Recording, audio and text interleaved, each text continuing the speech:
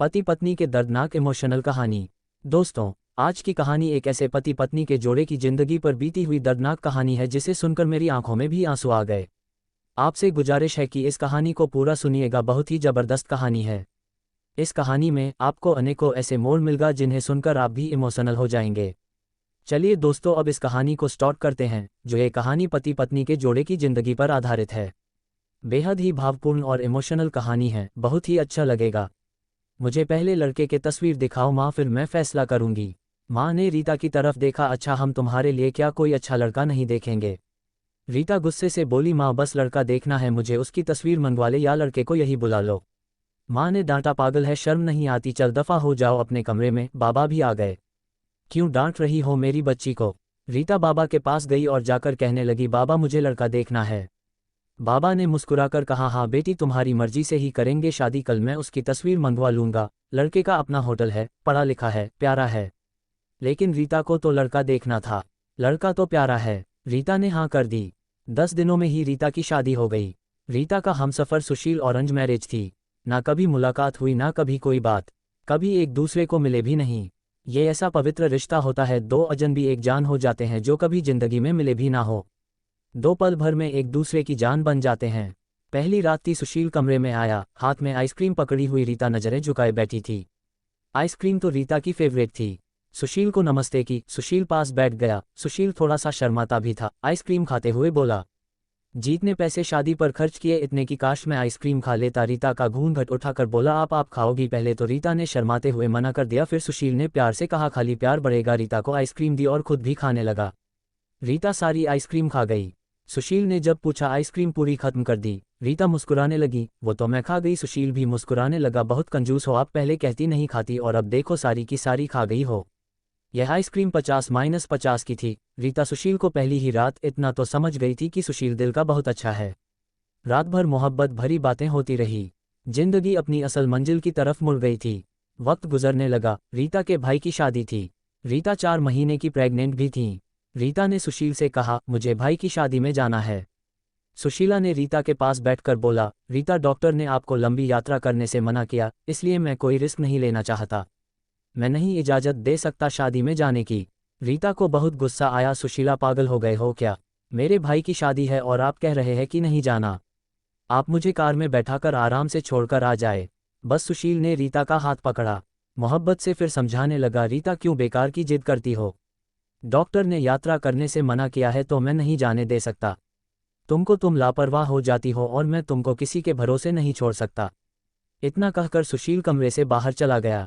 रीता रोने लगी। रीता ने अपनी माँ को फ़ोन किया, सुशील मना कर रहा है शादी में आने के लिए। माँ ने समझाया, बेटा अगर वो कह रहा है तो मत ही आओ। लेकिन रीता की भाभी और भाई जिद करने लगे। क्यों नहीं आने दे रहा है सुशील हमारी बहन को? वो रात को आए, सुशील भी घर पर था। कहने लगे कि मेहंदी है, 3 ही बात है, अमृता को लेने आए हैं। सुशील ने रीता की तरफ देखा, है रीता, मैंने क्या कहा था तुमसे? रीता ने नज़रें झुका ली, कमरे में चली गई। उठकर सुशील को गुस्सा तो बहुत था लेकिन ये सब्र कर लिया। 1000 रुपया जेब से निकाले, रीता को दिए, ये कुछ पैसे रख लो, बाकी और चाहिए तो ले लेना, मैं आऊँगा कल। रीता बहुत खुश थी। सुशील ने अपने सीने से लगाया, रीता को अपना ख्याल रखना। रीता शादी में चली गई। मेहंदी की रात रीता की बुआ की लड़की भी आई हुई थी। डांस भी किया, काफ़ी एंजॉय किया। बारात वाले दिन जब भाई की बारात लड़की वालों के घर पहुंची तो बारिश हो रही थी। गले में काफ़ी कीचड़ था। रीता का पांव फिसला, गिर गई। गिरते ही उसके पेट में दर्द होने लगा। रीता जोर जोर से रोने लगी। जल्दी से रीता को अस्पताल ले गए। रीता दर्द से चिल्ला रही थी। सुशील को कॉल की, रीता के बारे में बताया। सुशील घबरा गया। वो जल्दी से अस्पताल पहुंचा। डॉक्टर रीता को इमरजेंसी वार्ड में ले गए थे। सुशील बहुत परेशान था। दिल की धड़कनें बेकाबू थी, जुबान पर ईश्वर का जाप था। बाकी सब लोग शादी की खुशियों में मग्न थे, लेकिन यहाँ सुशील परेशान खड़ा था। कुछ देर बाद डॉक्टर कमरे से बाहर आए। उन्होंने सॉरी कहते हुए बताया, आपका बच्चा मर चुका है। सुशील बेजान सा होकर कुर्सी पर बैठ गया है। भगवान से हिम्मत मानकर जल्दी से वार्ड में गया। रीता रो रही थी। सुशील को देखकर मुंह मोड़ लिया। सुशील पास बैठ गया, सर पर हाथ फेरने लगा। अच्छा चल चुप कर मेरी सोनी, रोना बंद कर, बस ऊपर वाले की मर्जी थी। रीता फूट फूट कर रोने लगी। सुशील, मुझे माफ़ कर दें, मुझसे गलती हो गई। सुशील ने आंसुओं से भीगी हुई पलकों को चूम लिया। अरे बस बस मेरी जान रोते नहीं है, बस ऊपर वाले की मर्जी थी, चुप हो जाऊं। रीता खुद को गुनहगार समझ रही थी अपने बच्चे और सुशील का सुशील समझने लगा। रीता का सर अपनी गोद में रख लिया। चुप हो जाए मेरी सोनी सोनी, रो मत, अब देख मैं तेरे पास हूँ। रीता को लेकर घर चला गया। शादी खत्म हुई, सब घर आ गई। रीता का हाल पूछने। रीता खुद पर इल्ज़ाम दे रही थी, मुझे रोका था सुशील ने माँ, लेकिन मैं जिद करती रही, शादी में जाना है। अगर मैंने इनकी बात मान ली होती तो आज शायद मैं अपना बच्चा ना खोती। सुशील समझ रहा था रीता दिल ही दिल में खुद को कसूरवार ठहरा रही है, इसलिए सुशील प्यार से समझाता रहा रीता को, अरे पागल है, खुद को परेशान न कर, ऊपर वाले की मर्जी थी ना, ऊपर वाले ने जहां तो हमें फिर से औलाद जरूर देगा। रीता सुशील की आंखों में देख रही थी। सुशील आप इतने अच्छे हैं, मुझे डांटा नहीं है, आपने कुछ कहा नहीं। सुशील ने लंबी सांस ली, मुस्कुरा कर बोला, जब तुमने मेरी बात मानी ही नहीं थी तो रीता अब कुछ कहने का क्या फ़ायदा। रीता समझ रही थी सुशील का खामोश गुस्सा। 1 साल बाद फिर ऊपर वाले ने उनको बेटा दे दिया। सब बहुत खुश थे। सुशील बाहों में उठाकर झूमने लगा अपने बेटे को। रीता बेड पर लेटी सुशील की आंखों में बेटे की मोहब्बत में निकलते आंसू देख रही थी। जिंदगी में अच्छे दिन आते हैं, लेकिन अक्लमंद वही होता है जो खुद को हालात में ढाल लेता है। सुशील के 2 भाई जो सुशील से अमीर थे, उन दोनों भाइयों का अपना अच्छा खासा बिजनेस था, लेकिन सुशील का छोटा सा होटल था जिससे बस गुजारा हो रहा था। रीता ने जिद की, सुशील बच्चे को गर्मी लगती है, इसलिए यह बहुत रोता है, मुझे कमरे में एसी लगवा कर दें। सुशील ने सिर पर हाथ रखा, अरे रीता पागल हो गई हो क्या, मेरे पास नहीं है इतने पैसे एसी के लिए। रीता ने जिद की, मुझे ऐसी चाहिए बस कमरे में। सुशील अपने बेटे को सीने पर लेटाकर खेल रहा था उसके साथ। रीता बस एसी लगवाने की जिद किए बैठी थी। सुशील ने रीता का हाथ पकड़ा, अपने करीबी किया। रीता पता नहीं क्यों इतनी चिंदी हो तुम, लगवा दूंगा, अकेलो सो गया है मेरा राजकुमार, इसको लेटा दो। 2 साल बाद ऊपर वाले ने एक बेटी भी दी। वे दोनों बहुत खुश थे। हर अच्छी बुरी ख्वाहिश पूरी करता था सुशील, लेकिन फिर भी छोटी छोटी बातों पर उनमें झगड़ा रहता ही था। बेटा 4 साल का हो गया था, बेटी छोटी थी। सुशील का होटल का काम अच्छा नहीं चल रहा था। सुशील कुछ परेशान था। घर आया, देखा बेटे ने उसका लैपटॉप तोड़ दिया था। प्रीति मोबाइल पर लगी हुई थी। सुशील ने देखा लैपटॉप टूटा हुआ पड़ा है। सुशील चिल्लाकर बोला, रीता ये क्या है। रीता ने देखा, ये आपके लाडले ने तोड़ा है। सुशील गुस्से में पहले ही था। रीता को गाली देकर बोला, तुम्हारा दिमाग काम नहीं करता, इसमें मेरा सारा डेटा था, तुम पागल हो क्या, जाओ खाना लेकर आओ और जाओ। रीता गुस्से में गोली, सुशील मैं नौकरानी नहीं हूँ, सारा दिन बच्चों को संभालूं और फिर तुम मुझे गाली दो, सारा दिन इतना काम करो और कदर इतनी सी है, गाली दे रहे हो। रीता खाना लेकर आई, बैंगन बने हुए थे। सुशीला ने बैंगन देखे, चिल्लाकर बोला, तुम्हारा दिमाग खराब है, तुमको कितनी बार समझाया है मैं बैंगन नहीं खाता। सुशील ने खाना उठाकर फेंक दिया, उठकर बाहर चला गया। इतने में बेटे ने कांच का गिलास तोड़ दिया जो हाथ पर लग गया। काफी खून बहने लगा था हाथ से। रीता ने बेटे को 1-2 थप्पड़ लगा दिए। बहुत तंग आ गई हूं मैं तुम, बाप बेटे से बेटे को उठाकर कमरे में ले गई, रो रही थी। साथ ही उसे मैं बोल रही थी, 5 साल हो गए इस इंसान के साथ, बड़ी कदर ही नहीं है। बेटे के जख्म पर मरहम लगाने लगी। इतने में बेटी भूख से रोने लगी, बेटी को गोद में उठाया। इस इंसान की ऐसी हरकतें रही तो गुजारा मुश्किल हो जाएगा। रात भर सुशील गायब रहा। रीता ने भी फोन करके ना पूछा। रीता ने अपनी माँ को बताया, सुशील आजकल ना खर्चा दे रहा है, ना अच्छे से बात करता है, गालियां देता है। माँ ने कहा, अच्छा हम करते हैं बात उससे। सुशील को महसूस हुआ उसने अच्छा नहीं किया रीता के साथ। आज घर जाकर रीता को सॉरी करूंगा। घर आया, देखा घर में रीता के माँ बाप चाचा सब आकर बैठे हुए थे। सुशील ने रीता की तरफ देखा, रीता खामोश रही, नमस्ते किया। उसके बाद बात तो शुरू हो गई। माँ चिल्लाकर बोली, क्यों बेटा तुम खर्चा नहीं देते हो, रीता को क्यों गालियां देते हो। सुशील को बहुत गुस्सा आया, घर की बात ही हम दोनों सुलझा लेते। सुशील ने गुस्से से कहा, इसको सब कुछ देता हूँ, ये बस तमाशा लगाना चाहती हैं। रीता भी गुस्सा थी, वो भी गुस्से में बोली, क्या देते हैं, वो महीने में 10,000 देते हो, जिसका दोनों बच्चों का दूध भी पूरा नहीं होता। एहसान करते हो मुझ पर, तुम्हारे बच्चों पर खर्चा करती हूँ। बहस इतनी बढ़ गई कि सबके सामने सुशील ने रीता को थप्पड़ मार दिया।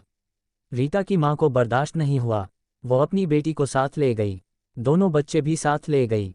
सुशील ने भी ना रोका उन्हें, रीता नाराज होकर चली गई। रीता को थप्पड़ ज्यादा जोर का लगा था, निशाना बन गया था चेहरे पर। माँ भी रोने लगी, न जाने पहले भी कितना जुल्म करता होगा मेरी बेटी पर, कमीना इंसान। सुशील पहले से ही अपने होटल की वजह से परेशान था, काम ना होने की वजह से, और अब ये परेशानी बन गई।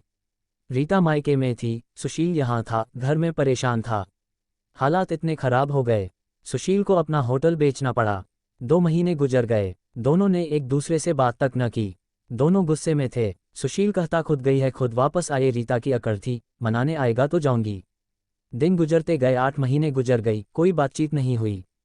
सुशील के एक दोस्त ने सुशील से कहा, विदेश जाना है तो बताओ, मेरे पास एक ही वीज़ा है।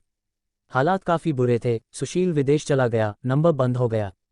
1 साल गुजर गया, दोनों ने कोई बात ना की। एक दूसरे के साथ रीता भाई से खर्चा लेती, बच्चों के दूध का या फिर दूसरी जरूरी सामान का। भाई कब तक दे सकते थे खर्चा, उनके भी अपने बच्चे थे। कभी रीता के बच्चे कोई नुकसान कर देते, कोई चीज़ तोड़ देते तो रीता की भाभी हजारों बातें करती, ताने देती थी। रीता चुपचाप सुन लेती थी, क्या करती है आखिर, किसी को कुछ बताती भी न थी। दीपावली का दिन था। रीता ने भाई से कहा, पैसे दे, 2 बच्चों को शॉपिंग करवानी है। भाभी पास से बोली, बहन साफ सी बात है, हमारे पास फालतू के पैसे नहीं हैं, उसी इंसान के साथ गुजारा, नहीं तो तलाक लेकर किसी दूसरे से शादी कर लो, जाओ यहाँ से। रीता उस दिन बहुत रोई थी, उसे एहसास होने लगा था, सुशील तो मेरे सर का ताज है। सुशील दुबई में बच्चों को याद कर बहुत रोता था। रीता पागल, बात कुछ थी नहीं और तूने ये क्या कर दिया। उधर रीता के भाई ने रीता के लिए एक आदमी देखा जिसकी पत्नी की मृत्यु हो चुकी थी, 4 बच्चे थे। उसके भाई ने रीता से कहा, बस सुशील से तलाक ले लो, इस आदमी से शादी करके घर बसा लो अपना। रीता की आंखें भीग गई थी आंसुओं से।